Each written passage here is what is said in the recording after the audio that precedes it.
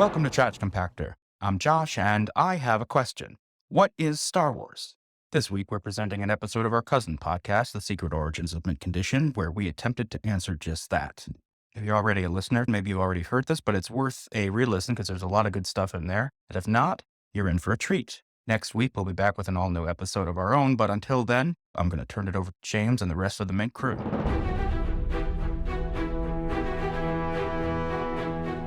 Hello, everyone, and welcome to another episode of The Secret Origins of Mint Condition.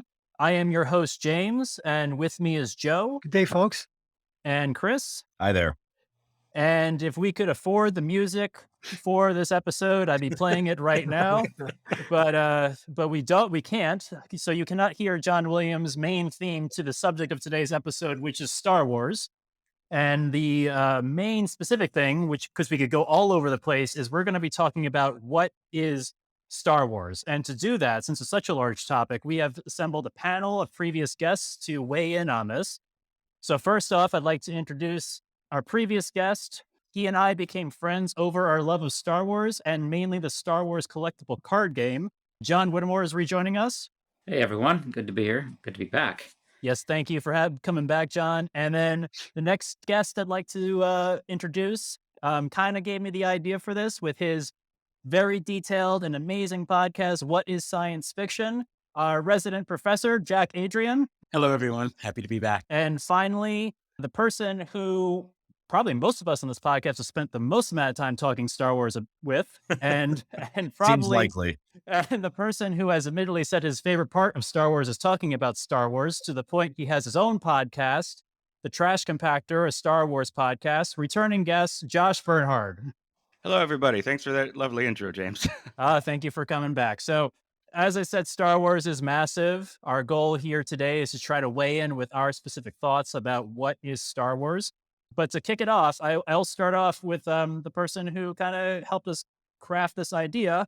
So, Professor Adrian, what are your thoughts of what is Star Wars? Thank you very much, James. And, John, Josh, I'm happy to be on with both of you. Long time since we've had a chance to communicate. So this is a wonderful topic with wonderful friends. And so, James, when you were kind of throwing this idea around, there are many different kind of resources that I just kind of listen to kind of in the background, and I think I shared with you the Beyond Screenplay podcast, and they recently did a What is Star Wars episode. And so I listened to that and I shared that with you. And I believe you shared it with everyone else in the group. But it also made me started to think, what is Star Wars? And for me, Star Wars, and I've said this before, and I'm not ashamed of it, I'm more of a Star Trek person than Star Wars. And to be honest, I don't even remember when I actually saw Star Wars. I remember when I saw Return of the Jedi, because I saw that in the movie theaters. And I believe I also saw Empire Strikes Back in the theaters.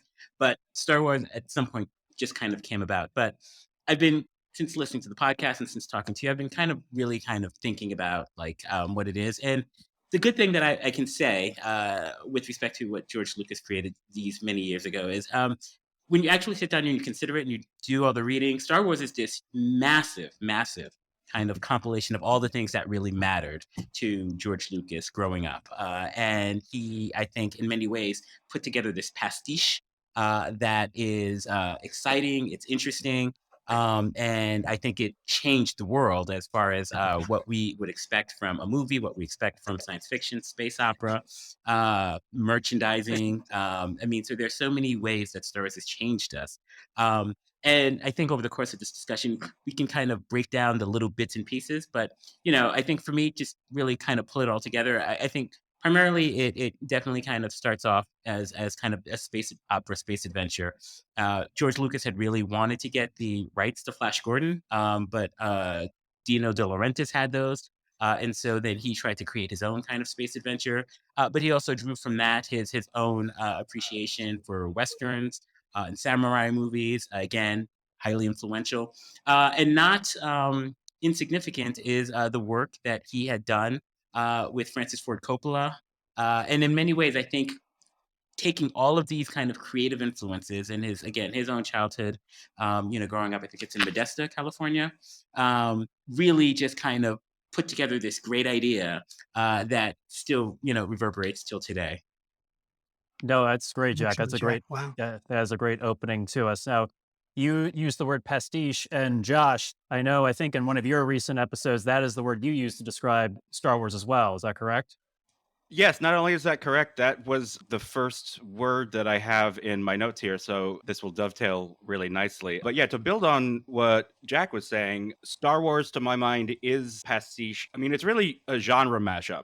Flash Gordon combined with Westerns, combined with samurai movies, combined with, war movies, specifically World War II war movies, and also high fantasy. And I think you can take out any one of those, or you can lean hard into any one of those, or slot in a different genre in place of one, and that's how you create new Star Wars. I think that's sort of the recipe. And in my opinion, it's all squeezed through the sausage hole, the tiny singularity of 1970s filmmaking aesthetics. In my opinion, that's also sort of a key kind of ingredient. The only other thing I'll say is that I really think, and I don't know if I'm literally correct in this when I say that I think Star Wars, the original Star Wars, is really the first postmodern piece of mass entertainment. And by that, what I mean is it uses the iconography and aesthetics of all these other genres and it puts them together in a new context. And this is the innovation. The innovation is relying on the audience's knowledge of these other genres and these systems of logic and trusts that they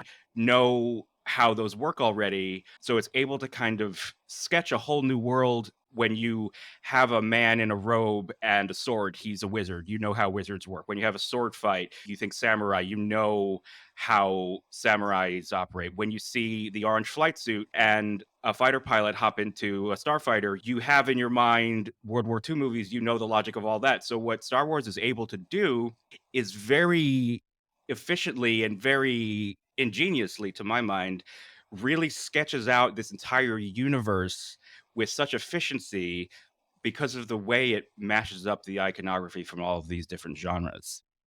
Oh, that's very beautifully put, Josh. And I agree with all that, but I'll reserve my opinions until everyone else is gone. So, John, what would you say is the lens you see Star Wars, or what is Star Wars at this point?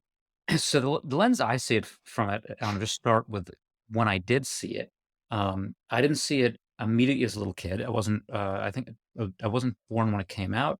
I was born when Empire. I was by the time Empire came out, and I was introduced by a very enthusiastic aunt, friend of the family, who was really good about keeping the secrets of what was really going on in Star Wars, who was Luke's father, things like that. But she set me down on one weekend and I watched Star Trek and Star Wars in that weekend. It was basically to keep the kids occupied. And it was a stranger's experience looking back on it now of loving both things for very different reasons. When you're a little kid, you don't quite know what those are. And for me, what I'm convinced it really was, and what the appeal of Star Wars was for me then, and translates now that I know more about its creation, was its very, very almost academically linked notion of mythology. Knowing now in retrospect that they had Joseph Campbell consulting on the movie, who was, until his death in the late 80s, sort of the foremost scholar in um, studying unifying principles of mythologies across cultures and then communicating them to the layperson in the most beautiful way possible so that it was incredibly engaging. And his famous work was Hero with a Thousand Faces, sort of the hero's journey, which we all now think of and hear in pop culture and see in movies. But Star Wars was to me one of the movies that took a lot of different, I think as Josh puts it, the iconography of different genres, put the sort of overall architecture of this hero's journey together with all of that and created an amazing movie.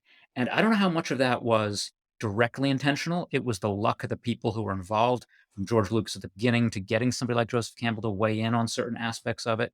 But it created something that we were almost all instantly familiar with on, I don't know if you want to call it a subconscious level. It just connected with us.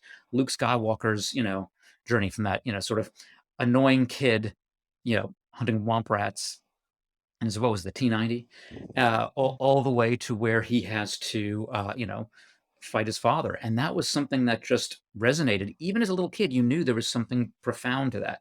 So I think Star Wars had a real advantage in that regard, that it had that, it tapped into something we all understood from the very beginning.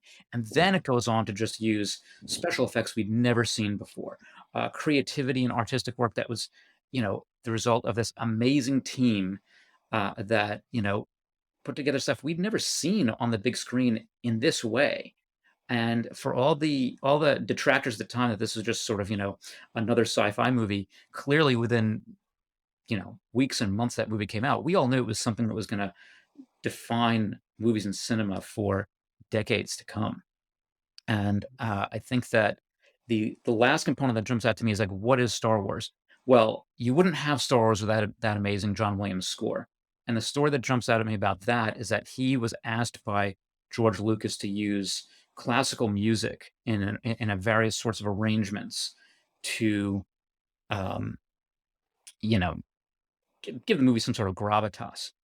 And when Williams came back and said, I can't do that. I need to create something unique for this. I think that was the capstone of all these amazing, brilliant minds coming together and working in harmony to create something. And that's ultimately what movies like Star Wars are to me, is that they are this incredible harmony of uh, creative individuals working together and getting something that I don't think any of them individually expected. Yeah, definitely. I like, you're definitely true, John, what you said, and I joked about in the opening, but John Williams is a big part of making, I think, Star Wars what Star Wars is. I mean, the way he created everything and the anthem that he made for it, it's really a big part of the gravitas of that movie, and of the movies as a whole.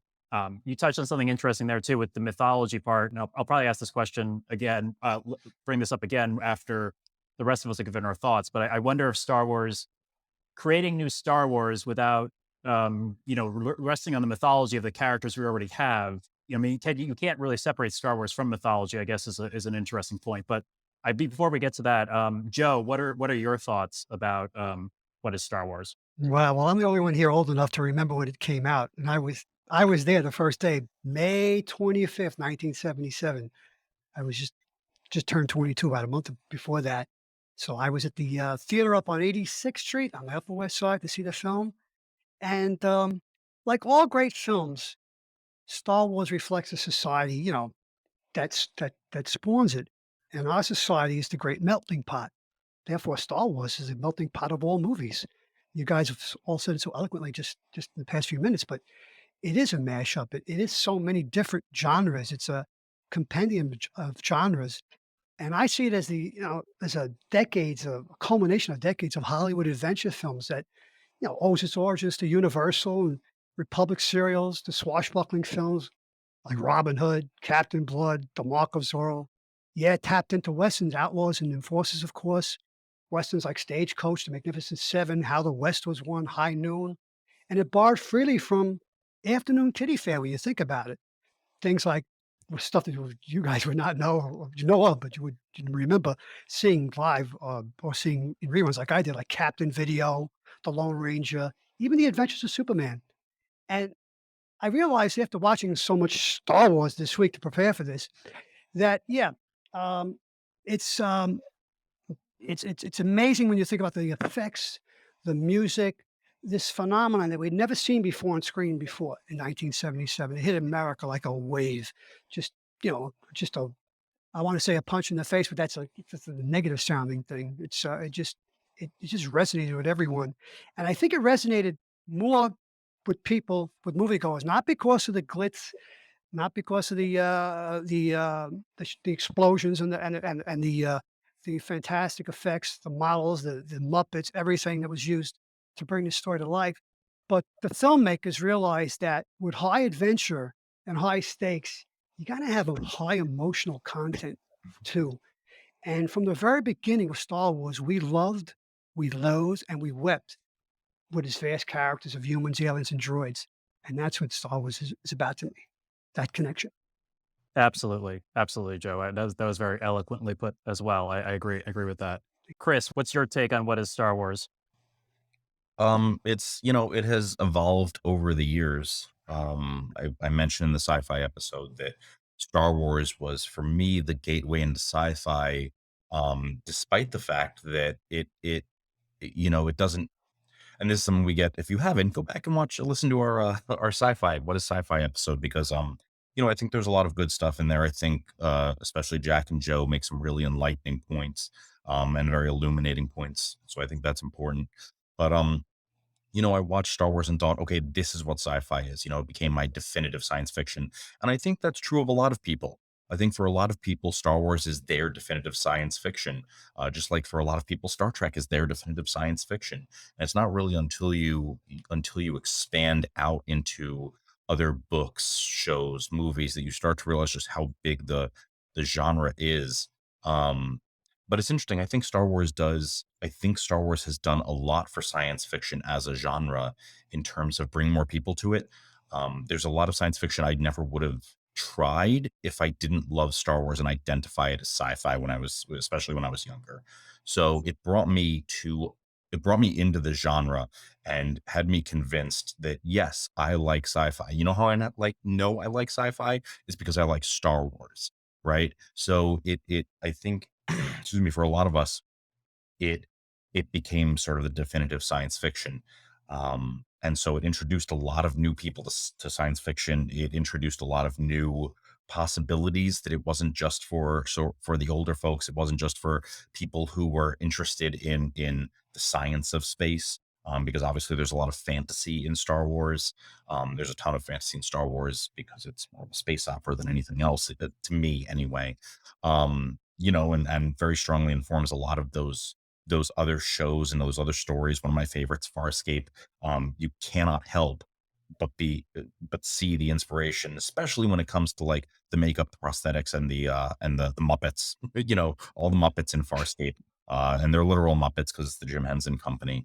Um, but then there's also sort of the almost downside, in my opinion, of what Star Wars has done, which is that it gave so many people this impression, not all of us, and not intentionally, it just sort of happened as a benchmark of what science fiction is. So there are so many people who were turned off to the idea of science fiction thinking, oh, it's just people running around in space using magic and space swords and lasers. And that's how definitive it became, is that it's on both sides of the coin, right? Um, but as I've gotten older, I think that it's sort of a true love for me and for a lot of people, in that I can look at it with all of its flaws, and there are things that drive me nuts. There are things that bother me, but I'm still going to consume Star Wars. I still love what it means. It's still, even when I'm not necessarily moved by the stories that I consume, I'm still interested. I use it as a benchmark for a lot of my writing as a creator, which I find interesting, both the good and the bad. And then we have now hit a point where, for a lot of people, Star Wars is defined as our childhood, right? Because for some of us, it's the original trilogy. For some of us, it's the prequels. I hadn't really thought about it, but like the prequels are the Star Wars movies for my brother-in-law, which I didn't really think about. But it's like, yeah, no, from an age standpoint, that matches up. And then there are going to be other people for whom the sequels are the Star Wars, and then you've got those older movies, So it's really, to me, it's really interesting that Star Wars is sort of, for good or ill, it's very genre defining. But also we've now hit a point where it's also childhood defining. Absolutely, absolutely. I mean, our recent episode on Ghostbusters, how linked that was to our childhood. Star Wars is definitely linked to my childhood. I think all of our childhoods, to a certain degree, or growing up and evolving with it over time. It's ingrained in us. So our feelings of it are more than just seeing it for whatever they're putting out with that particular movie or that TV show. It runs deeper than just looking at it, I guess, critically. It also goes looking at it through the childhood lens, or the time in life when you were first introduced to Star Wars and your love for it back then. Um, I want to just, before I give some of my thoughts, my personal thoughts on it, my stepson, Ryan, I asked him about what was Star Wars, because he was born in '97. So the prequels were his era when Star Wars was marketed to him. And even with that being his error, he doesn't dislike the prequels. He actually said the first movie he actually likes. His definitive Star Wars movie and time area, though, is the original trilogy still. So I think that kind of speaks to, I know there's certain people out there and people listening probably and Chris, you just touched on it, that the prequels are that person's Star Wars. But I think the original trilogy still rings true for most Star Wars fans, no matter when they were introduced. Jack, I know I mentioned to you before we started this episode. What is your son Grayson, who's 10, think about, what's his opinion of Star Wars right now? So he, I think, is probably much more so than the rest of us. He, is coming of age at a time where, through obviously George Lucas selling it to Disney for $4 billion, doing the Miss Dr. Evil, that he has so much within his love and understanding of Star Wars. He just has so much to choose from amongst that. And so, he watched the Clone Wars, the animated show. And so he didn't quite get into Rebels, but he watched in the last three prequels. He watched The Mandalorian. And so, even within the confines, within the world that is Star Wars, there is just this entire playground for him to actually pick and choose. His favorite aspects of it, and then try to say, okay, this part I think resonates with me, and this part maybe not so much. But and then also having the back catalog. I mean, to Joe's point, and I think this can't go without saying. And in the course of our conversation, I had a flashback as to where I did see the original Star Wars and The Price Strikes Back. We had an upstairs neighbor who had a laser disc player. Remember those? No, no one does. Well, I Joe know. and I do, because they were big when we were Oh, I remember coming the up. legends of old, but Exactly. Exactly. I have a laser disc player. Whoa, I you do. know what? Wow. I'm of gonna come over to course, your house of just course to he watch does. I it. knew it. And so our upstairs neighbor had a laser disc player, and he showed my brother and I Star Wars and The Empire Strikes Back, and it was just kind of mind blown. But Sure. back in those days, you had to wait before the sequels would come out, and so there wasn't this notion where you can go to Disney Plus, or you can go into some place where you can find this back catalog. Even before Star Wars became as big as it is now, I used to read the books. And so there was people were hungry, desperate to fill that void of new content. Where, again, bringing back to Grayson, he now has officially licensed content that is vetted, that is completely in line with what they want us to know and think about it. And so I think it's a completely different time. Yeah, absolutely. I agree. It's different time entirely. My thoughts about Star Wars are, I agree with what everyone said so far, in terms of, it's a landscape where you can tell pretty much any type of genre story.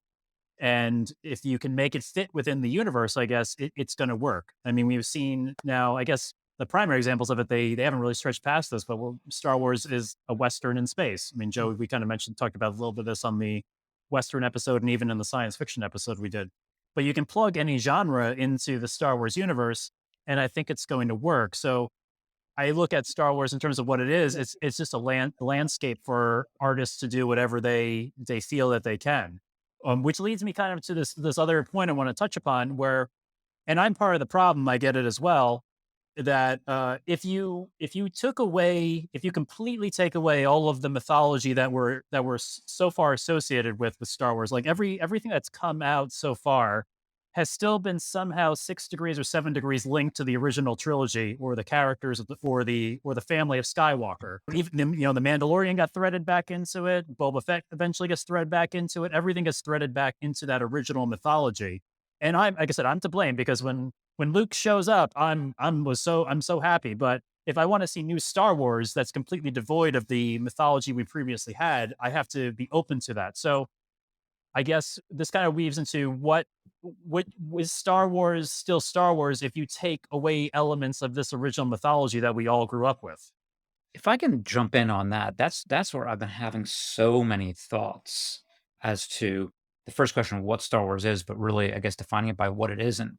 Because I have very strong opinions about the most recent trilogy, and to start that off, what I think they did is, I think that you don't necessarily need those exact same elements from the original movie. And sometimes when you do take those exact same elements, it's to the detriment of the movie you're experiencing. And I sort of start my journey with that with episode 7, where it's largely a retelling of almost the same story beat for beat, at least the way I experienced that.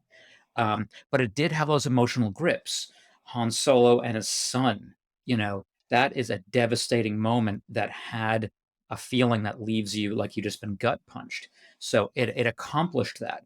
But by the end, you were still. I was wondering a little bit of like, they're still focusing on the same things. It's going to be cool to see where Luke really went. So I was open to see where it went, but something felt a little bit off, like they were just sort of treading old territory all over again. Then episode 8, they tried something radical, which was to dismiss the idea that everything has to be about a Skywalker, that to be a Jedi, to be part of this great story, to be an amazing person, you can come from nothing. And lots of people have lots of opinions about that movie, good and bad. I don't think it quite worked, but I really respect the intention there. And then you get to episode 9, and they went back to fan service really, really heavy. And yes, it's all about the Skywalkers again. So I think what they were missing was that thing that we're trying to answer, which is, what is Star Wars? And I think they were missing some of the idea that the mythology is a template. It's not about the person. It's not about Skywalker time and time again coming back every generation to do the same thing again. We're not locked in a cycle, if you will. Even in that galaxy a long time ago, far, far away, and it didn't leave space for a new group entirely to be that next generation following that mythological template. At least that's what was missing for me. So you can take the aesthetics of Star Wars. You can take a lot of the cool things that you've seen in the pre, like they brought back the X-wings, they brought back everything, which was what George Lucas didn't want. Interestingly, the new directors did, but that doesn't guarantee you're going to have Star Wars. It might appeal to nostalgia. And I think the people that ask for this question would be the kids. What do they feel about, what was their connection with episodes 7 through 9? And do they use the same words that we use about the original trilogy? And the answer might be there. Well, I will say I asked Ryan also this, and he was not a big fan of the sequels. He actually surprisingly he felt like the last movie, The Rise of Skywalker, was the one he enjoyed the most out of the three. I wish I'd gotten more information about him about that, but the sequels did not fully resonate with him, and he was kind of disappointed with it. But Josh, you had something to respond to what I was saying, what John was saying. To respond to the question, do we need Star Wars mythology that it's created for Star Wars to be Star Wars? I would say no, absolutely not. I think in my initial answer to the question, what is Star Wars? I really think the recipe is you take those influences of the Flash Gordon, the samurai, the Western, the World War II, and the high fantasy of it all. And the way to make new Star Wars is you return to the same inspirations or dial one up or dial one down, slot one out and incorporate a new genre. And I think that's the recipe. That's how you get Star Wars that feels like Star Wars. And I think it was James who said that Star Wars is sort of a canvas for artists to paint and to work on. I think that's how you keep the canvas so that it feels like Star Wars. And just once again, I would also say for me, and this ties into, I think, something John said in his initial answer. For me, Star Wars is also inseparable from the cinematic experience. Like Star Wars is very visual. It's very filmic. And while I've certainly enjoyed a lot of the comics and the books, but for my money, those are, sort of fun distractions. They're not quote unquote real Star Wars, because I think you can't really, at least for me, separate the filmic qualities from the DNA of Star Wars, which makes sense because it was made and conceived as a cinematic experience by someone who was an avant-garde filmmaker. So that, I think, is kind of inseparable from it. And I just want to throw out there, I'm ride or die for The Last Jedi. I want to do a whole podcast about that. I'm right there with you. Yeah, I've gone on record saying I have issues with The Last Jedi as a whole, but I appreciate what they were trying to do, because that is the key to saving Star Wars in the future, I think, is to go in a direction far away from what we've known to get better stories and new characters, and sort of let old characters rest. We don't want to turn these characters who we love into, comic book characters that never die, never evolve, and always we come back to this center of like Skywalkers and the same Jedi stories we've always seen and heard before. Joe, you had a response, and then Chris, I know you want to respond too. Well, you obviously any franchise to be successful has to move on. The characters have to grow. New characters have to come in, and it's interesting with a movie like Rogue One. They actually did that, but they didn't do that because Rogue One is so tied into obviously the first Star Wars movie, or as we now know it as The New Hope. But you saw these incredible characters that we'd never seen before. I don't even think we ever heard their names mentioned previously. I'm not sure about that, but I'm not a Star Wars historian. But we also knew that because of their mission, they weren't going to survive, and that made it so bittersweet. And uh, that movie, to me, of all the Disney content, all the new content, sequel content, Star Wars Rogue One is my favorite of all those movies. It just resonates with me. It's very visceral. It's very, as I said, bittersweet. That ending is just amazing. Third act, another great third act in a film there. But and to speak about the what is it, the Last Jedi, I have problems with that, but I don't think it's the problems with me with that film are so much whether we're introducing new characters, whether we're adding to the mythos, whether we're subtracting to the mythos. That film is just a slog. It's just a poorly made film from the director's point of view. It just takes a long time to get the narrative across. There's that second act that I don't know what the hell they're doing in there, and I don't know why it's even in the film. And it's just I had trouble getting through that film. I did a lot of catching up this week. I rewatched the original trilogy. I rewatched the sequels. I will never rewatch the prequels. I will never touch those movies ever again. Once is enough. But yeah, you can move on. You can add new characters and new situations to these mythoses, but you also need the directors, and writers to make that vision come true. And sometimes they fail, as I think they did with the Last Jedi, and sometimes they succeed, as they did with Rogue One. I agree, Joe. I love Rogue One, and I happen to really love Last Jedi.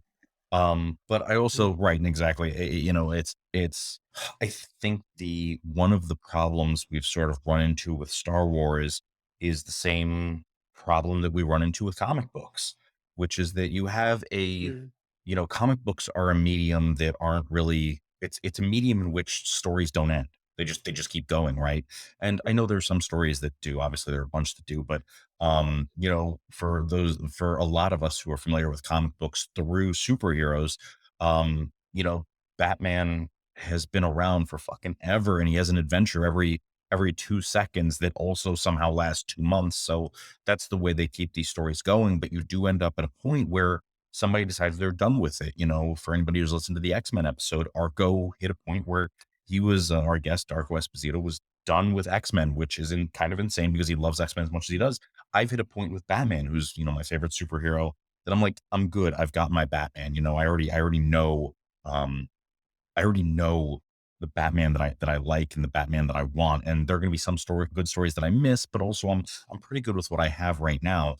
And I think that Star Wars enters that arena, but also at a bit of a disadvantage because it is a very, as other people have said, John and Josh especially have said, it's such a cinematic experience. So the cinematic experience almost sort of doesn't allow for quite as much of that serial comic book that we see with the superheroes, but we still have the attachment to these characters, and so we want to see what we want to see. And so when we don't get those stories, we sometimes have a more visceral reaction to it, which is interesting because there really is a lot of content out there. But for people who don't necessarily want to get into the comics or don't necessarily, it took me forever to watch the Clone Wars.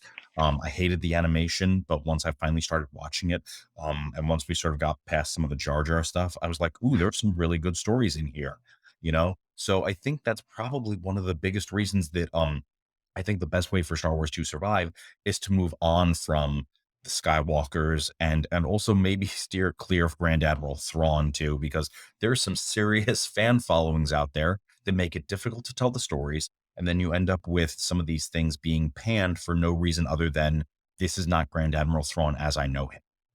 Yeah, I could see your point with that. I mean, to kind of address something that Josh was saying earlier, I don't know if it's because maybe I comic books and movies just came into my life at the same time that I could easily make the mental shift before from something I was seeing on TV or a movie to also a comic book and all have it exist the same way in my mind. So I know they're not canon anymore, but the Dark Empire and Heir to the Empire stuff I for a long time is all we had, and that was Star Wars for me for a long time. And I'm okay with letting it go because I don't see how Disney could keep moving forward and recognize that stuff and make sense of it. I mean, now we live in a multiverse universe, so who knows? But um, I feel that Star Wars is probably more accepted cinematically than it would be on the page or in the comic book. So I get that cinematic experience that people are looking for from it. Jack, you wanted to comment on something that came up either with myself or Joe or Chris.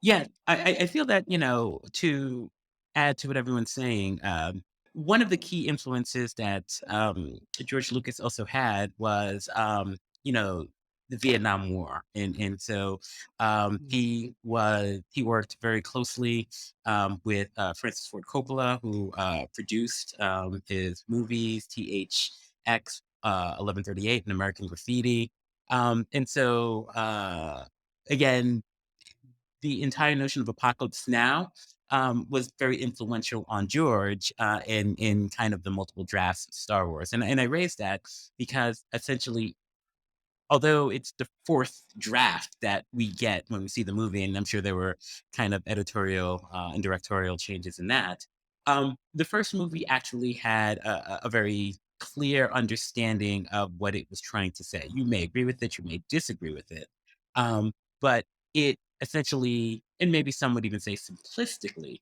laid out the stakes. It laid out, the good, the bad, quite literally.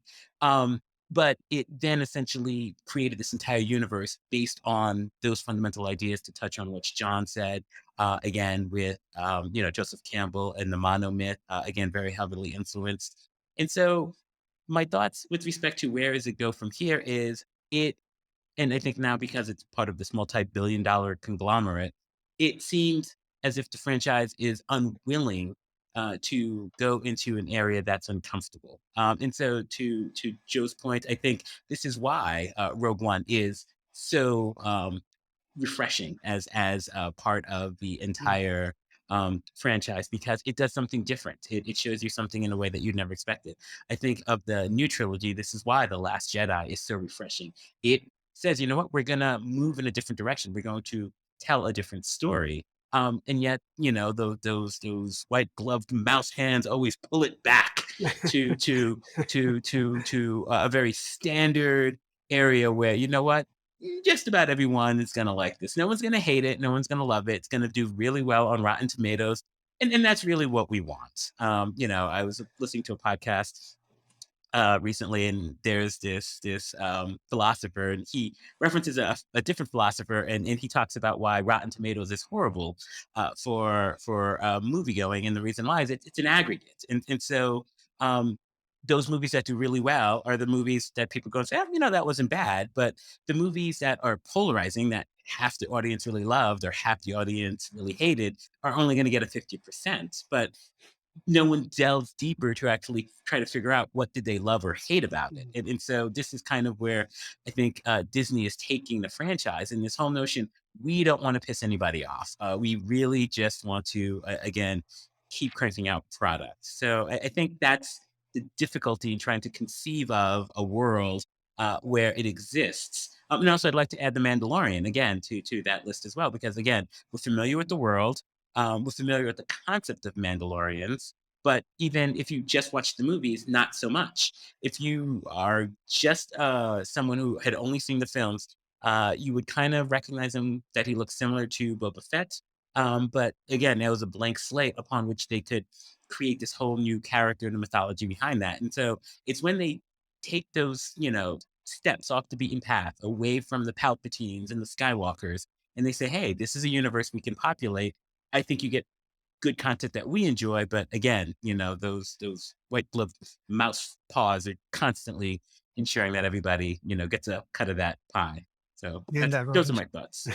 Yes, no, those are good thoughts, Jack. I mean, The Mandalorian was, I mean, the first season he was removed from the Skywalker timeline. I mean, except you want to, as call Baby Yoda wrapped up in it, but it was its own unique thing. And again, I said I love the end of the Mandalorian season 2, but as soon as you have the end of the Mandalorian's, season 2, you wrap Mando in with the trilogy and the whole Skywalker timeline that we were trying to escape with what he represented in his first season. We have lots of hands up here. So Joe, Josh, and John, I think. So Joe, what were you responding to? Well, I did a deep dive into The Mandalorian to prepare for this podcast. So I watched all, what, 16 episodes, 2 seasons? Yeah, this past week. And I like it. I mean, I realize your point, James, where it comes around at the end. It comes back to the beginning to illustrate Jack's point, but I still enjoyed it. For me, he's Clint Eastwood. He's the man with no name. Although his name is Din Djarin. Is that how you pronounce his name? I'm not even sure about that, but I enjoyed the hell out of it. I love the credits, the end credits with the beautiful artwork, the pre-production artwork, all that, that concept artwork. And I just, I didn't know anything about the Mandalorians, and I still have some questions, but I didn't mind learning about them. This was a blank slate that they could write on and they could paint on, and so for me it was totally new and totally enjoyable. So so I see that. Right. Yeah, no, that's the direction they should be going into to preserve. I think what Star Wars can continue to be, without resting too much on nostalgia, which has come many times in this podcast, like in podcasts we've done about how much companies rest on the nostalgia of the character instead of doing justice to the character or storyline. Josh, what did you want to add? Yeah, both John and Jack reminded me of a missing ingredient that I didn't mention, but is integral to making Star Wars, and that's you have to have something to say Along with all of this, there has to be a reason for the story, not just in terms of character motivations or whatever, but also thematically and philosophically. You need to be making a point. You need to have something to say, and whenever you have something to say, you're going to piss some people off because not everyone is going to agree with you. I mean, quite often that does tend to be true, but I think for a lot of people, Star Wars is not supposed to be quote unquote political, for lack of a better word, even though these are intensely political films. It's about how to be a good member of society. It's about how a society falls to fascism and what the warning signs are and what the conditions are that lead to that happening. And it's interesting. I don't know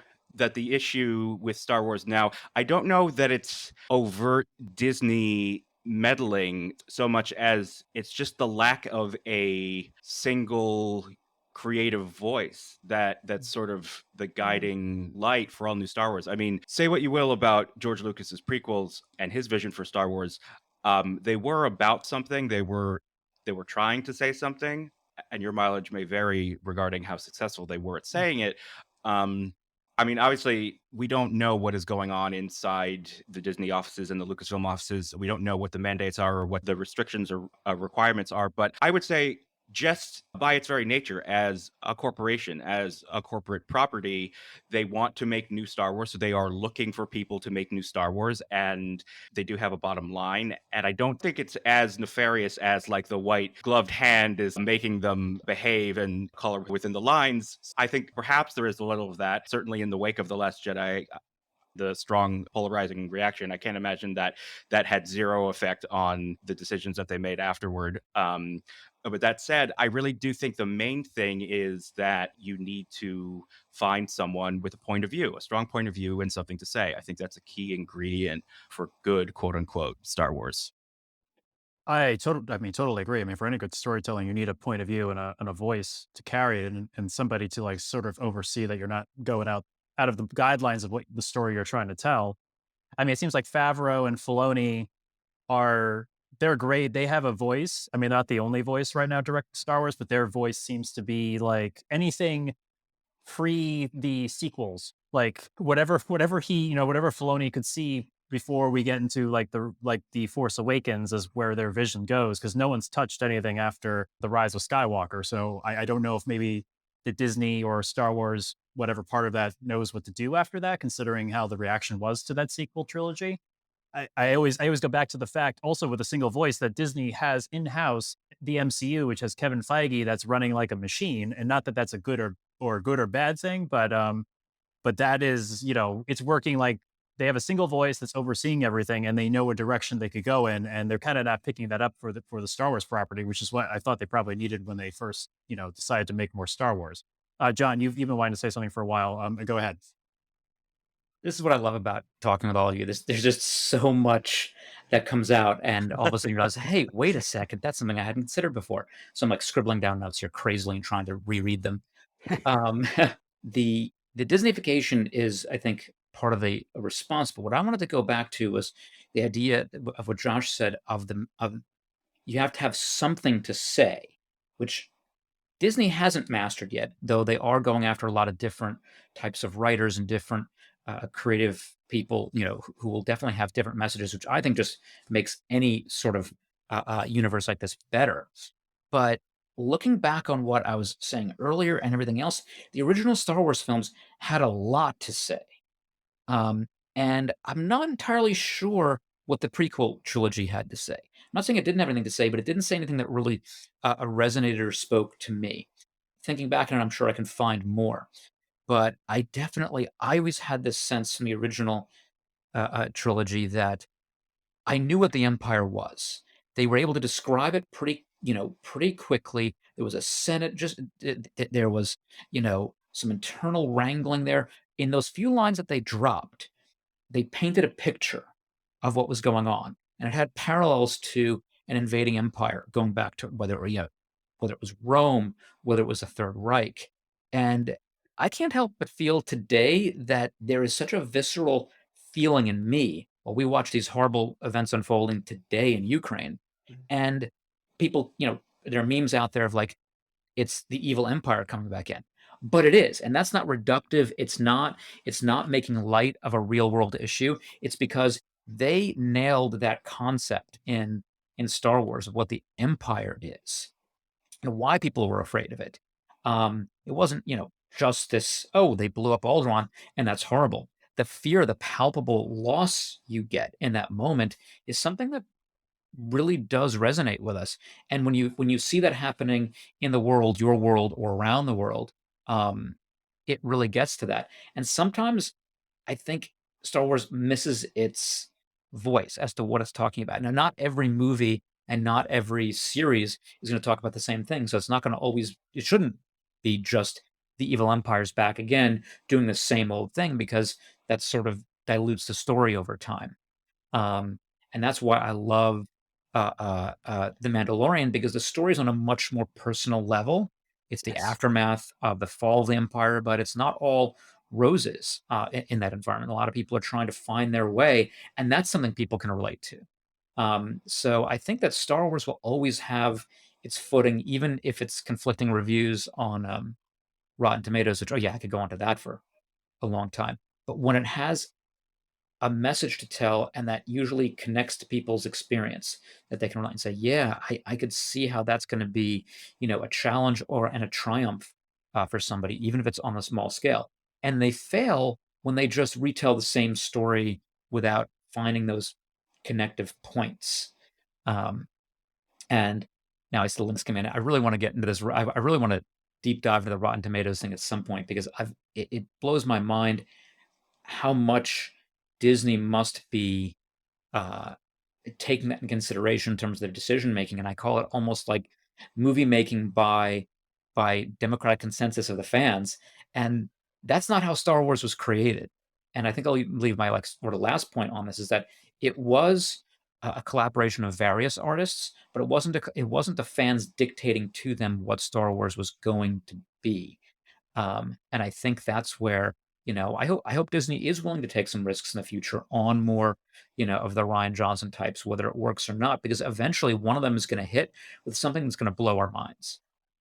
I totally agree, John. I mean, Could you look at any Star Wars that's new that hasn't leaned into fan service of any type? I mean, I think that's part of the again, it's great when it happens because again, I'm guilty of enjoying the fan service when it happens, but if you're doing fan service in this endless loop of fan service, then you're going to go down just retelling and rehashing the same stories and same characters over and over again, and not making any headway with groundbreaking storytelling of any type.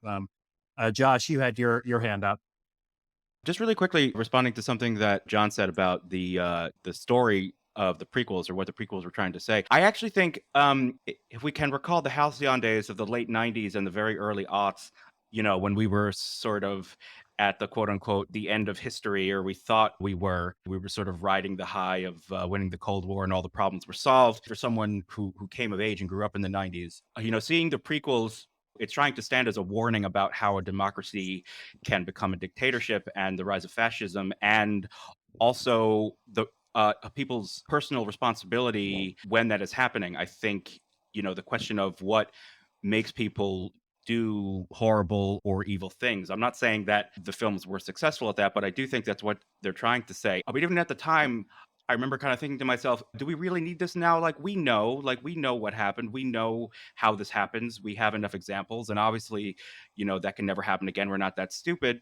I would say that in the last decade or so, I've really come to appreciate what the prequels were doing a lot more. And even the fall of Anakin Skywalker, which his motivations to me were inexplicable. But now I kind of get it because I see it. I see those kinds of entitled young men who see the world slipping through their fingers and are very reactionary when that happens, and they believe things that are, to anyone not going through what they're going through, completely false and absurd, but they delude themselves. And I really have to say that I think what the prequels said then really was something we needed to see and needed to be said. And it's actually interesting.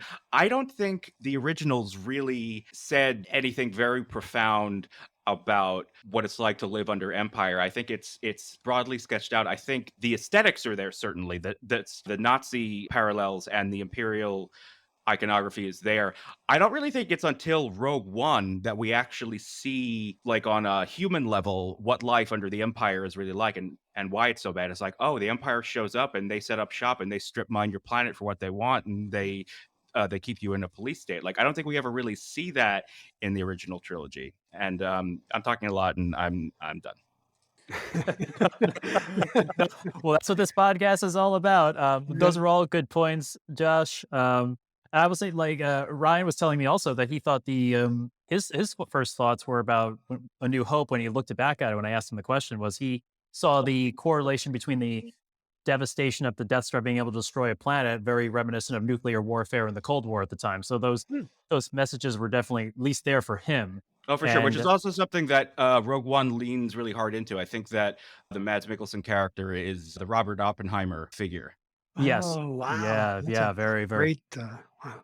And I will say, and Chris, I think you could probably agree with this because you watched this, that at least not cinematically, but in the show Rebels, they do kind of get into life under the Empire and what's like and why the Empire is evil and what it's doing. No, they totally do in Rebels. I think they do a really nice job of it. But additionally, there's something that we really find out in the lore, but we really don't see it in the movies, which is that the Empire hates aliens, right? It's a very xenophobic attitude that comes from the Empire and on which the Empire is built. And even though there is, a lack of aliens that we see in the Empire, the movies don't really get into just how hateful the Empire is and how, frankly, racist the Empire is, in the literal sense. And we just don't see that in the movies. So I think that's a really good thing that's fleshed out and in Rebels, and really resonates more in Rebels, as well as somewhat we get into that in Clone Wars. But yeah, I'd agree with that assessment. I think there are a lot of people who sometimes kind of avoid kind of avoid some of the animated stuff, and some of it resonates with you and some of it doesn't. And there are people who didn't like the way Rebels ended, or they didn't like this depiction of that character, or Lando shows up. Like, there's any number of things that I think people can complain about.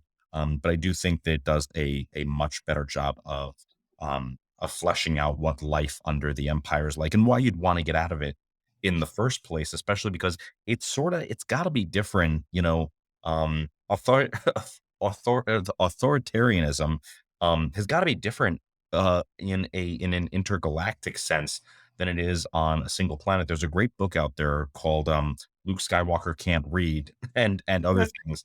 And it has to do with the notion that in the Star Wars universe, despite having the technology, news actually travels incredibly slowly, and a lot of that has to do with the fact that the characters in this world are, for the most part, they are functionally illiterate. They can read what their astromech is writing to them while they're on their starfighter, but there's a lot of news they don't know. It's slow to travel, that sort of thing. So there's also, why is it so bad to live under that kind of rule when your planet is mostly ignored by the Empire? And so I think when you look at Rogue One and you look at Rebels, they do a much, I don't want to say better because it depends on what kind of story you're looking for, but in my opinion, much more interesting. They take a much more interesting approach to, okay, but why is the Empire bad? Which Right. sounds kind of silly, but looking back on it when I was younger, it was very easy for me to go, oh, good guys, bad guys. And then, you watch a movie like, Clerks, and it's like, oh yeah, no, the rebels were terrorists who blew up the Death Star contractors, blah blah blah. And it's a great bit, but it kind of makes you wonder a little bit. And so now you got a deep dive, and I think that these two stories really help dive into the nuance of it a little bit more. Absolutely, Chris. I think this actually answers our question: what is Star Wars about? It's this conversation. That's literally it for me. That's because all of a sudden it's unleashed all these topics because we all connect to it in different ways. The big thing I wanted to ask, mention going on like what Josh and others are talking about Rogue One, which I think I hold as the best recent movie, I mean, in the last 10 years, the best movie that they've come out with. Um, is that Empire also showed what it's like to live under an empire, but particularly a sort of a Cold War or empire or type mentality of the empire coming into a neutral space, wanting something you have, whether it's temporarily or permanently, and that line like this deal just keeps on getting worse. That's a lot of what it's like to live in. It's not necessarily just the obliteration or the direct oppression. It's that expansion and decrease of your own agency. You think you're going along with it, you think you're preserving what you have, and you lose a little bit of it day by day. And then all of a sudden you have to make that decision. Am I willing to am I willing to sacrifice and lose everything um, in order to do the right thing? And it's not going to be an easy decision. And Lando Calrissian, he's risking everything he's built over his life, and he's risking the safety and lives of everybody who's gone along with him in the end there. And that's something that, again, really resonates with people because it's that notion of sacrifice, that notion of loss, and the tough decision. And I think when we look at the best of the movies, it's when characters have to make that tough decision about what they're going to do, and if they really have something that they could lose. Um, and that's why, looking back on it, I also can think of Episode 3, which was always my favorite of episodes 1 through 3, why that spoke a little more, because there it was, as Josh sort of said, it's a bit of a, ham-fisted way of like, when democracy dies and all that other kind of stuff. But you saw people actually standing up and losing things to do the right thing or what they think is the right thing at the time. Um, and you feel a real sense of sorrow as a result by the end of that movie. Um, and that's what leads it on to where you say, I want to see what's next. I need to see what happens after this. And because that was what Empire was all about, was like, oh, this isn't what I was expecting. The good guys always win at the end of a movie, right? And they didn't, but they were hopeful that maybe they're going to be rebuild and do something again.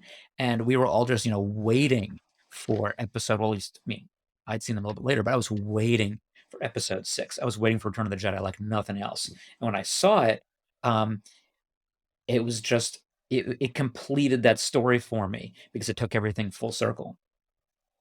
That's a great point. Yeah, that's a good point. That's a good point. John, really quick, I love the point that you made about Cloud City and Lando and how that actually does show a way that what life under Empire is really like, which I think is very insightful. But the only thing that I'll say is that I think a lot of people miss that because a lot of people see Lando not as the like hero with his back against the wall who has to make a hard decision. They see him as a bad guy and they blame him for giving Han up.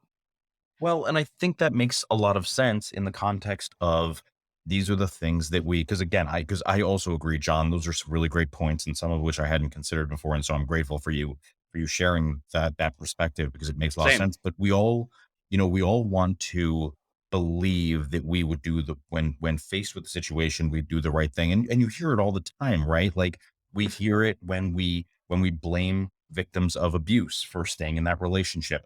We hear it when people talk about the Holocaust. Well, why didn't they fight harder? We hear about it in all of these different situations. And unfortunately, we are now seeing it in real time in Ukraine, these people fighting for their lives. And we'd like to think that that's a thing that we would do. But when you look at the history of our own country, when you look at what we saw during the past 10 years and what action people are willing to take versus, I could post about it on Facebook and I can virtue signal. There are a lot of us who absolutely would not make the choice that we think is the clear cut right answer. And it's easier to project onto other people, and especially when they're characters, right? It's easier to project onto Lando than to try and consider, oh yeah, if I were in that situation, I don't know that is, I don't know that I would have the wherewithal to do that. I don't even know that I would necessarily consider that the right decision, but it's easier when I can stand apart from it and make those decisions. I recently read Star Wars Age of Rebellion by Greg Pak, and there's a whole thing that there's a whole story about Lando just trying to keep Cloud City afloat because he can't afford to pay everybody, but he's got all these people he's responsible for, which he does say in Empire. There is dialogue that he says, he's responsible for all these people now. So I think those are great points that you brought up, John. But I think that's why so many people have it, find it easy to call out Lando and decide he's a villain, and we shouldn't paint him with a different brush. We shouldn't paint him with a different brush because that's rewriting history. He made a mistake. And since we haven't gotten to it yet, and Jack posed the question in our little chat here, yes, it is available on our sponsor, but not real sponsor Hoopla. Yes, that's what I was going to say. Age of Rebellion, available on Hoopla. Yes, thank you for doing the Hoopla spot for this episode, Chris. We would be remiss without going an episode without Hoopla. Joe, you've had your hand up for a while. Please respond. Yeah, I mean, Empire is my favorite Star Wars movie. Empire is one of my favorite movies of all time. I always use this reference. The American Film Institute has it in its 100 top films. But John, you made me realize something about Lando I never realized before, and thank you for that. I didn't see him as the villain, but I didn't see him as the guy who lost everything either, and how that would have affected him, how it did affect him. So that's a great point, and it really illustrates, the overreaching hand of the Empire and what they can do to just about everybody everywhere. So I thought that was a great point, and I just wanted to reiterate that. I just think that Empire. Also, when you think about Empire, you think about Luke leaving after the Battle of Hoth. He leaves his friends and he goes off to Dagobah, right? So you see that separation there, and you get this sense that people are going to leave behind the familiar, the safe, to if I can use this word, trek into new worlds, and he, of course, he's going to do it to complete his training. But that's what makes that film so great too. That just unknown that Luke is heading into, and it's just again, I just love this film for so many reasons. And I know, Jack, when I picked it as my favorite science fiction film, you were like, "Huh?" But yeah, I'm just glad. I'm just so happy that with all the ups and downs in Star Wars and the canon and all those films and books and novels and comics and whatever, I'm just so grateful we got The Empire Strikes Back, because it is a marvelous, marvelous film. And as we touched before, and many have touched upon, I mean, it's a groundbreaking film where it's a middle part of the story that you have to have a middle because the good guys don't win in that Yeah. one. It's the foundation for Yeah. many storytellings. If more recently, Infinity War is sort of Empire Strikes Back for the MCU. Yeah, So yeah. it's groundbreaking storytelling. I think we should. We talked about it a little. We've been talking about it a little bit in the side chat we've been having. We've talked about a lot of things with Star Wars, but in terms of like shaping the future of it, or talking about the past of it, what would we say constitutes bad Star Wars at this point?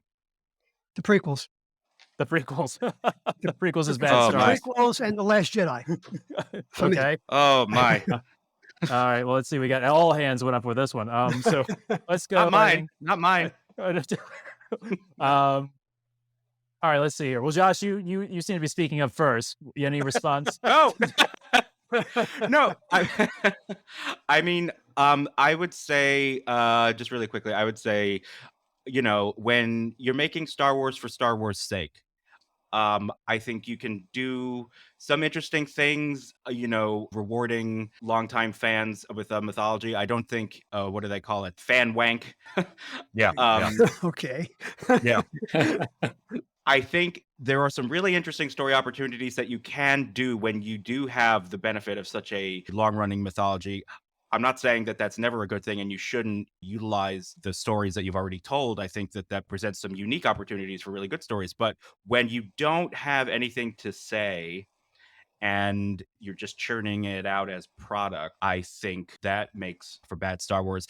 And again, I know that this is a personal thing, but I think for me, it's really inseparable from the cinema of it all. And specifically, 1970s New Hollywood cinema with like a dash of the epics of the 1950s, I think is really what a lot of that is, which for my money, I think that's why a lot of people find the prequels a little bit unpalatable, because aesthetically they are such a divergence from the cinematic language and the kind of ineffable qualities of like the film stock and the shots, what was possible.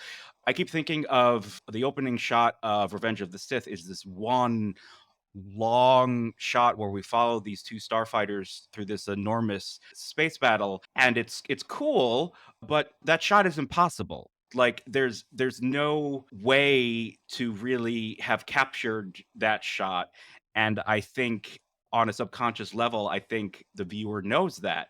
And so I think just trying to imagine, okay, what fits within the aesthetic of 1970s filmmaking, but not limiting ourselves to what they could achieve. But how can we do what we want to do, knowing that we have all of the tools to do basically whatever we want, but give some thought into how it's presented and how it still fits within the cinematic language that was established in the 1970s.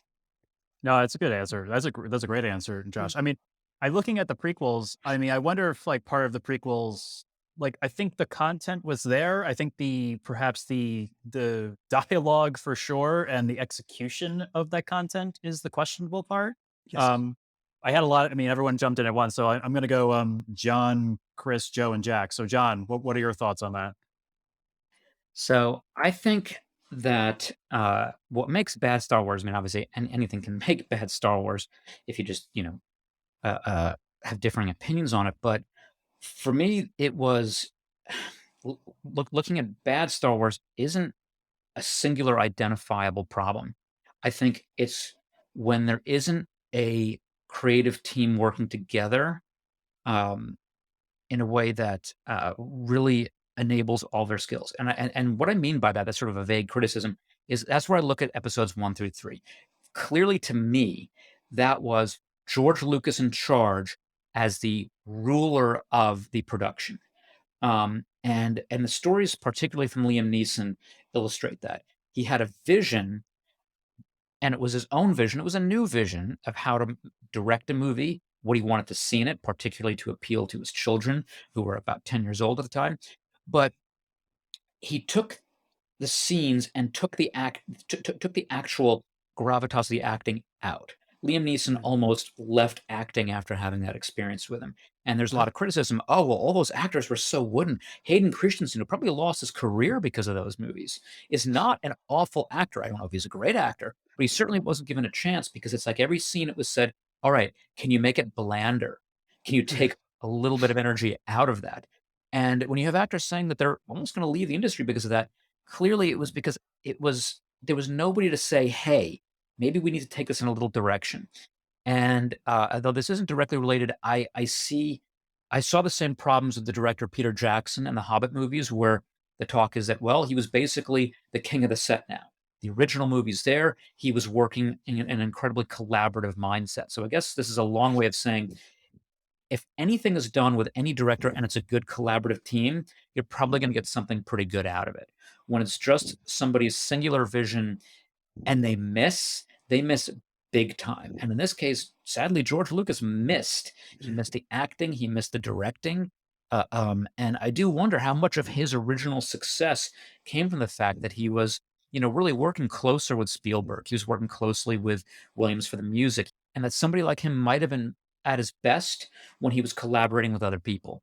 And that's to me what I see in the best of the Star Wars films, and what makes the worst really the worst is when you're just it doesn't have that same magic. And maybe that's because Star Wars, in order to have all that appeal from the story to the aesthetics, requires all these different people and pieces moving into it. And if you don't have that, it's gonna fail.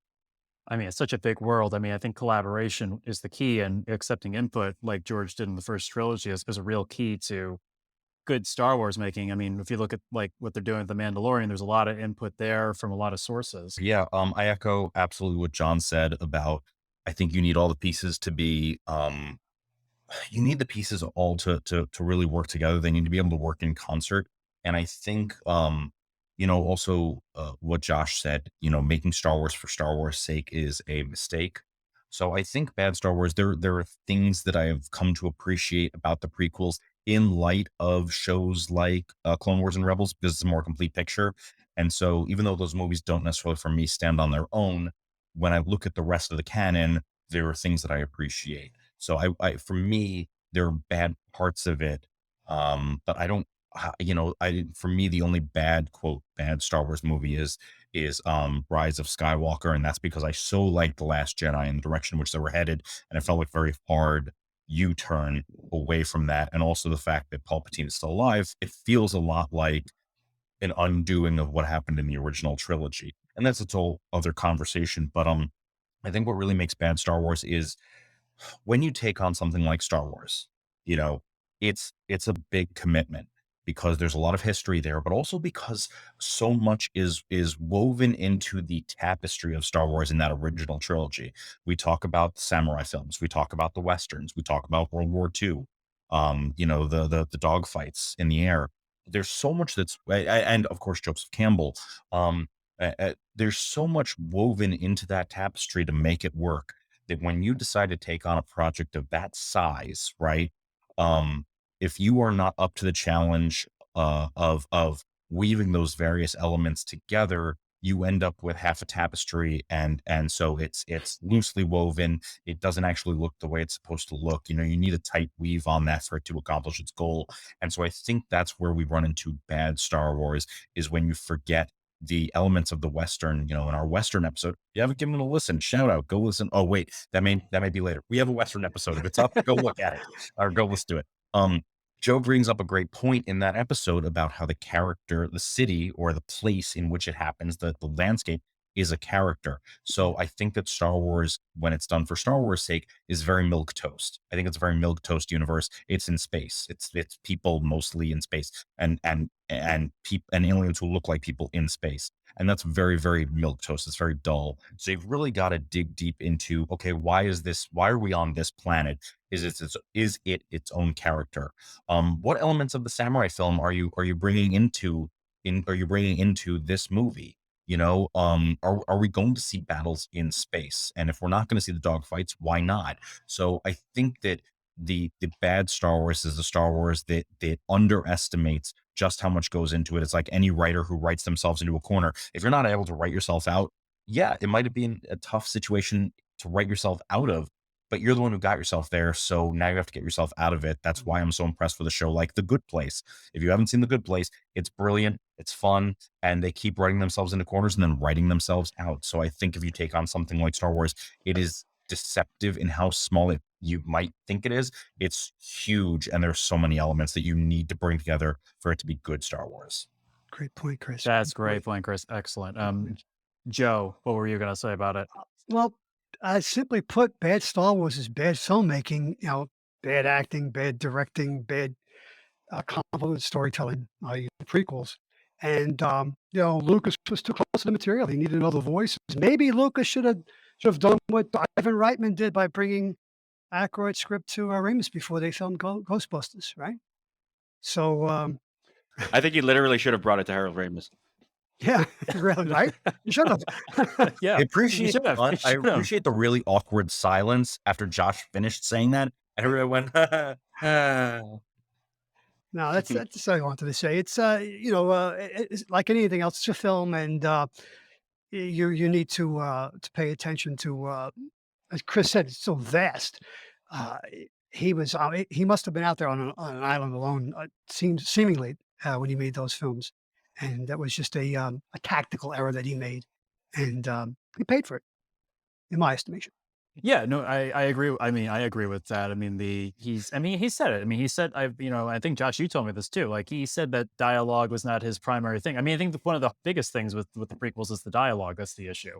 And now realizing that the actors were not allowed to act to their full capacity, though I think Ewan McGregor's doing his best job to be as much of an actor as he can. He's the superstar, I guess, out of the prequels is Mhm. Obi-Wan. I agree. Jack, Jack, you wanted to respond? So I think we can all universally agree, including you, Josh, that the holiday special is absolutely definitively bad Star Wars. So let's Yes, let's we'll just get agree. that out the way. Co-sign. Secondly, I Is it co-sign that. possibly so bad that it's good though? I don't think it's boomeranged around yet. damn it, You know, John, I knew that was a thing that you were gonna say. I've tried. We need I've another tried. 30 years before it can swing back around to actually be considered good. Never happened. With respect to the prequels, I'm not saying they're good. I will say I don't consider them bad. I consider them one person's singular vision, and that I think is in the problem. In the same way that George, I look at it very similar to George Lucas and J. Michael Straczynski with Babylon 5. I mean, it could have gone either way, and the problem is, I think the hubris of George Lucas at the time was he didn't recognize that he probably needed someone to come in and restrain some of his crazy ideas. With respect to filmmaking, those movies actually did a lot with respect to digital filmmaking. I mean, the technology and the ideas that he had, I think, were on par with some of the work that he had wanted to do. I think he was trying to do visually what he had done for sound with THX. And it became a muddled mess. From what I understand, what he was emulating is Dr. Zhivago in filming the prequels, trying to capture that love story in the time of war. Didn't quite work out so well. But on some level, I can't criticize Star Wars for reinventing the wheel and then criticize George for at least trying to do something different. So I'm willing to accept Sure, good those points. prequels at Yeah. least as one person's vision. For me, I think it really starts to break down is when you do get into some of the animated shows. And again, I think Rebels is trying to build on the cachet of Clone Wars. It's almost entirely, this sounds ironic because it's animated, but it's almost entirely just a kid's cartoon. Doesn't really seem to have much stakes. And then again, they're trying to bring in, Thrawn in there. And so that's where it starts to get messy. And then, spoiler, I Looking forward to apologize. fighting with you on another episode about that, Jack. Gauntlet Throne. Gauntlet accepted. And so for those who haven't seen the animated series, spoiler, Ahsoka Tano dies. But they bring Thanks a her lot, back. Jack. I haven't seen him. But obviously she didn't, because then she appears in The okay. Mandalorian, because again, and I think this kind of goes back to, fine. what Chris was saying earlier, is this is where Star Wars starts to get very comic book like. And so that's where I start to become disgusted with the franchise, because you tell a story and the actual episode where the event happened was very touching. They create this new character, whole cloth, who is, Padawan to Anakin Skywalker. But they sell it. You can buy into it. You said, okay, fine, maybe we never heard of her, maybe we've never seen her, but I'm willing to go along for a ride. And then something happens, and then they change their mind later on. And again, so that's where I say I can't stomach it. It's Because just such a shame because Jack has been such a great guest. It's a shame he's not going to be able to do any more episodes after this. this has been great as my farewell episode. Well, that's Jack's opinion about troubles. We'll have to do. That's a whole other episode there. Motor words of the Big Lebowski. Hey, that's kind of like your opinion, man. But so, John, I would like you to weigh in with your final thoughts. Well, I mean, this has been amazing in so many ways because I think, again, as I said earlier, I think what is Star Wars is answered just by what we're doing here. What Star Wars is it's something that inspires us to think and inspires joy and interest and amusement. And that's really, I think that's the greatest legacy that Lucas and everybody involved in it has given us, is that we're talking about it decades and decades later. We want more of it, even if we're going to be critical of it. And that's to me what Star Wars really is, a mythology that talks to so many of us, and we get to talk endlessly about it and really nerd out and have fun with it. And that's here with us, with the next generation, the different mediums, whether it's movies or TV or the toys or anything else. And it's why I think that even with what's been going on lately, I think that Star Wars has legs left in it. I think we're going to be surprised by what comes in the future, and I'm still excited and here for it. I agree. I agree. Josh, what are your final thoughts about what is Star Wars as we've discussed it so far? I really enjoyed this conversation. I, of course, agree with John. I've always said my favorite thing about Star Wars is talking about Star Wars. So, I mean, you'll get no argument from me. And Joe, I think you put it very succinctly when you said what makes bad Star Wars is bad filmmaking. I mean, I think you might be right. I think it's just as simple as that when it all comes down to it. And Jack, what you said about the prequels, I'm of a similar mind as you. I don't have it in me to hate them. I appreciate them for obviously not only what they did for cinema and the language of filmmaking, the technology of filmmaking. I think, what it did for filmmaking is on par with what the original Star Wars did for filmmaking. But unfortunately, for a whole slew of reasons, its legacy is, I would say, largely a negative one compared to the original trilogy, though I think perhaps that's being reevaluated somewhat. I know John's not here to respond, but who does Star Wars belong to? I agree. Yes, of course, when you put something out into the world to be experienced by an audience, at some point stops becoming yours. But, George Lucas is free to put his vision out there. And I think if you ask him, those movies are exactly what he wanted them to be. He said, I think somewhat tongue in cheek, but I think he means it. He said a couple years ago, Jar Jar is his favorite character. So I think that I really think, what is Star Wars? I think Star Wars is something unique to every person. That's great. perfect. That's it. That's can't That's add to great. that. Yeah. Well, I'd like to weigh in on something we were talking about offline before we started with Jack. And as I said, I just recently finished the 4th episode of Effect the Gathering, and I would just I was blown away by that episode, and because I went into something good, we don't want to talking about the prequels, but just hate those films. But what I saw in that episode of Boba Fett was here's a man who doesn't want to be a button man anymore. Doesn't want to have his strings pulled by the elite up top. Boba Fett is Don Corleone to me right now, and he wants to do what's good for business, personal gain. He wants to take out those Pikes because the Pikes are the Tatalias in that episode or in this world. And I wonder, just wondering, Jack, if the Pikes are the Tatalias, is anybody else going to show up who's going to be the Barzinis? Remember, that's who the Barzinis are. That was the Godfather's main nemesis, not the Tatalias, because Tatalia was a punk, as he said. but I'm It was just enjoying the Barzini hell out all of it. along. It was Spazzini all along. Right, so I'm just down for the rest of this, Boba Fett, series. I'm enjoying the hell out of I love you, Joe. it. Thanks. So I did want to touch on what Joe said with respect to Star Wars, and again, my thought and in kind of looking, because it's you can actually see the original script. I think people have made comic books of it. It's out there and available. I think as George was writing it, he leaned heavily on Francis Ford Coppola, and I think Francis probably said, "Hey, George, what are you doing? Yeah, You yeah, got to well, make it. It's got to be about a family. That's yeah, that's sure. what really La matters." And Familia. exactly. And so in many ways, I consider Star Wars, a very, very close cousin to The Godfather. I mean, it basically Yes, tells about lineage, it tells about relationships, it tells about trust, it tells about betrayal, redemption.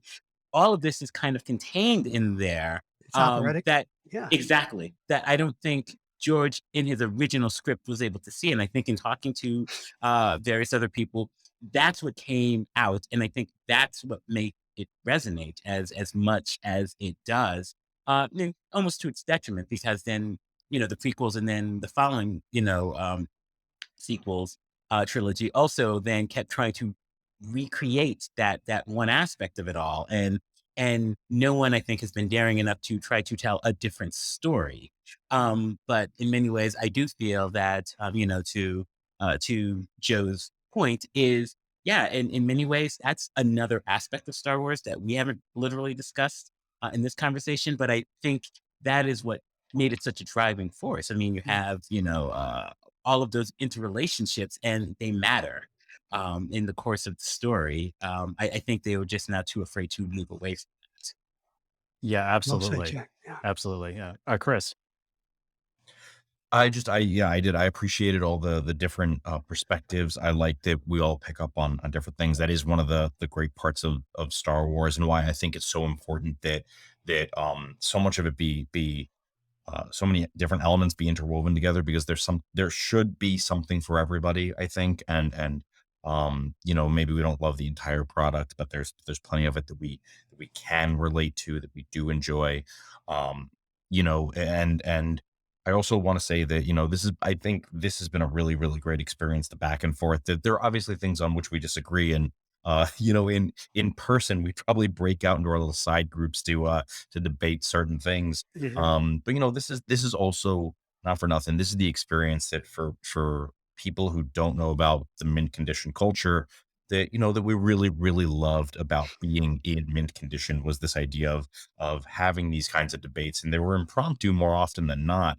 But it was such a joy to be part of these conversations, and feel like we were being heard, but also debate these things, and maybe learn something new about there's a lot that I know about Star Wars, and I consider myself a Star Wars fan, but then I get to hear five different people each offer viewpoints or new information that I didn't have before, which rounds out my own knowledge a little bit more.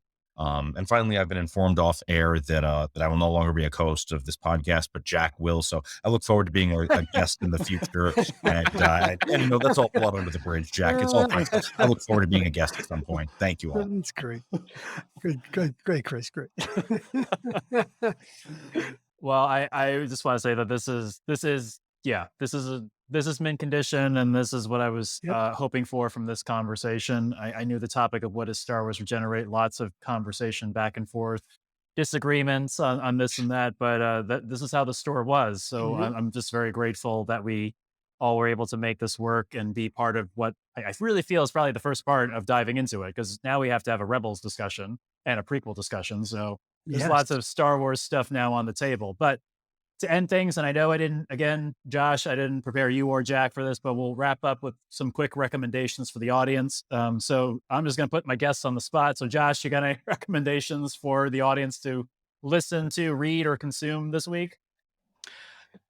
Yes, two movies. The Eyes of Laura Mars, which is directed by Oh. Irvin Kershner, the movie he directed right before The Empire Strikes Back, that stars Faye Dunaway and Tommy Lee Jones and a bunch of other familiar faces. It's kind of a supernatural thriller that was written by John Carpenter, of all people. And I had no idea what to expect. I absolutely loved this movie from top to bottom. I thought it was so good. I watched it in preparation for the podcast we did on Trash Compactor that was focused on The Empire Strikes Back. And I'm so glad that I did, because it really shows how Irvin Kershner's particular skills as a director really elevate what in a lesser director's hands could be kind of schlocky material. The other movie I will direct is Eye of the Needle, the film that Richard Marquand, who directed Return of the Jedi, directed right before Return of the Jedi. It's actually what got him the job. It's kind of a World War II spy thriller. It's sort of like more of a popcorn Tinker Tailor Soldier Spy vibe. I watched that to prep for the podcast we're doing on Return of the Jedi, and I enjoyed the hell out of it. So those are my two recent recommendations, things I've been enjoying: Eyes of Laura Mars and Eye of the Needle. Excellent, Josh. The two eyes. That's weird. I didn't. There you go. Thanks for sharing, Josh. That's great. No, that was excellent. Jack, you got anything for people to check out? Yes, so I finally finished Lost in Space, and so I thought it was a satisfying ending. They kind of wrapped things No up a bit. spoilers. No spoilers. No. They wrapped things a bit quicker than I would have liked, but I think it was a good, fair Yeah. kind of ending. And another thing, I didn't mention this during our science fiction episode, but there's a show on Netflix called Travelers that I really liked. I watched it a few years ago, and periodically I go back to it. And the basic premise is people from the future travel back to the past, to try to make the future a better place. And so it has a lot of 12 Monkeys vibe to it. I think it's a lot less dark, a lot more fun. But it raises some really interesting questions about free will, obviously, since it's time travel predestination. And it's just kind of a really quirky science fiction show that was on for 3 seasons. I enjoyed all of it. And so if you're just looking to watch something to really get into it, something that doesn't really require that much thought, but it's kind of fun. I would recommend, Travelers. And just like we were saying earlier, they write themselves into a corner, and you say there's no way they can get out of this, and yet they find a way. So it's pretty fun. Excellent. I will check that out. You've mentioned that to me before, so definitely want to check that out. Great. Thank you, Jack. That's awesome. Yeah. Chris, what do you got for the audience this week? Sure. So I just finished rereading Neil Gaiman's The Graveyard Book, and I adore it.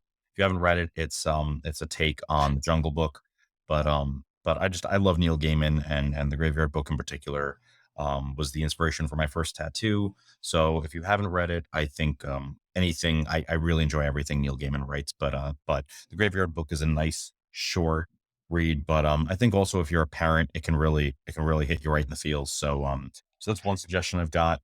And currently I am on episode 6 of the 4th season of Young Justice. And I know Joe and I still have to throw down on that a little bit. Yes, we do. But I really love Young Justice. I think it is the best DC animated series since Batman the Animated Series. And for me, that's really saying something, because I think there's been some really good stuff out there. But I think Young Justice is just outstanding. So I think those are I'm very slow to consume right now, because I'm doing a lot of like what I call work related reading. But I would say, so I don't have a comic right now to suggest either, outside of Star Wars Age of the Rebellion, which I think I mentioned previously. But yeah, those are my suggestions, my recommendations.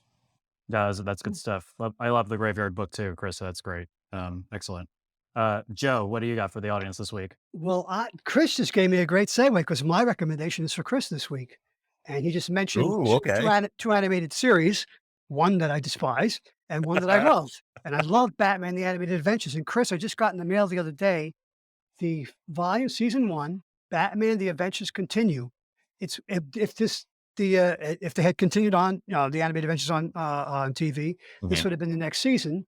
And it's from a digital series. It's the first 8 issues, and it's beautifully rendered by Ty Templeton, and it's written by Paul Dini and Alan Burnett, the showrunners and the writers of the show. So I think you would like this, and I'm sure it's on our favorite platform, James. It is. So Okay. I highly recommend it. Okay. No, that's great. Batman the Adventures Continue. Thank you very much. I mean, You're you're quite still welcome. wrong about Young Justice, but it's great. Thank you. You're welcome, Chris. And my recommendation, since Josh is here, I guess I'll sort of tease this, but I'm rereading the Dark Empire trilogy from the original Dark Ooh. Horse comics, but Ooh. now in the Marvel digital copy. So I'm doing that in preparation for a future Trash Compactor episode where we're talking Dark Empire. And at the time of this recording, Ivan Reitman has recently passed away. You've listened to our Ghostbusters episode, but because of Ivan's passing and my wife had not seen it, we watched Dave this weekend. Oh, great And- movie. Good movie. Yeah, Dave is a beautiful movie. Yeah. Excellent done. I think Jason Reitman said it's his favorite of his father's catalog recently. Oh, really? with his That's passing. interesting. Yeah.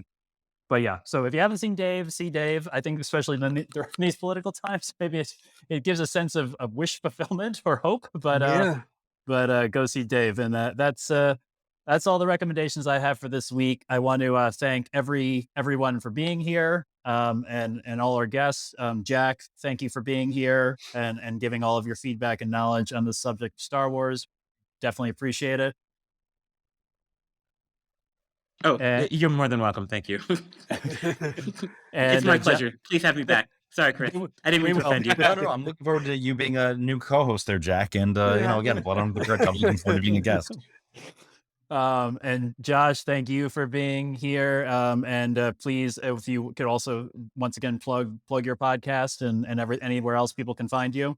Oh, no, sure. It's a pleasure to be here. I always love to be back in Mint. Yes, I do a podcast called Trash Compactor, a Star Wars podcast, and it's trashcompod.com and trashcompod across all social media. If you search for us on Spotify or Apple iTunes or whatever your podcast platform of choice, it comes up. And we are officially launching in May, though we did kind of a soft launch last month where we reviewed episodes of Book of Boba Fett week by week as they came out. So those are still up. And I hope I can come back in May to plug the launch for season 1 of Trash Compactor. Of course. And at some point, Josh, this year, you're going to come back and defend Star Trek: The Motion Picture to Jack and Joe. Oh yeah. Oh, that's going to be the big That's big right. dust up. Oh yes. Get my popcorn ready. As soon as the new 4K Director's Edition drops on Paramount Plus, you give me the time and the place, and I am there. I'm ready. I'm I bringing am- a Death Star. Wrong franchise, my friend. That's not. You can mix cheating. That's franchise. You can cheating. mix metaphors That's and cheating. franchises. That's cheating. All You is can't- fair. Okay. That's cheating. See, we're getting a little snippet of that. So that's Not a good. That's- doomsday machine. You can bring a doomsday machine. How All about right, that? I'll bring a Doomsday machine. Okay, I'll try to okay. find another one. All right. So that's a good preview for the future. I want to thank Joe for you being here. Oh, I'm honored to be part of such a luminary cast of pop culture enthusiasts. This is great. This is absolutely great. Yeah, this is a ton of fun. And Chris, as always, thank you for being here. Oh, my pleasure. This was a great time. And again, I think I enjoy all of our episodes, but this is one of those episodes that really felt like mint condition. So Yes. thank you everybody for being here. Chris, so when are you putting your name change through for a name that starts with a J? It's funny. I mentioned this to I think James when we were chatting, or maybe it was Joe, but yeah, no, I mean, I'll think of something. I just don't know what it is Well, yet. so Christopher, I guess the J to go along with that would be Jesus. I guess you could be Jesus or Jesus, maybe. That feels like a really presumptuous change on my part, but Why? I mean, if the shoe fits, I don't know what to tell you. Chris, you could I don't- be. You I could don't be know of Chris any- Jen. Christian. Yeah, Chris To Jen be- from to be Expanse. I love Chris Jen, and I She's would a great absolutely, if I could have like even a fraction of her sass and her smarts, I Oh, would I- take it every day of the damn week. I love her. I'm enjoying the hell out of that show right now. So thank you for thank you, Joe, mint. Jack, Josh, John, and Chris for this episode of Mint Condition. As always, if you would like to respond to anything we've said here, you can find us on the Facebook page, Secret Origins of Mint Condition. You could also find us on Instagram, Secret Origins MC, and Secret Origins MC is the Gmail where you can email us your thoughts, questions, things you're hoping to see in the future from us. And we thank you for listening, and we will talk to you soon.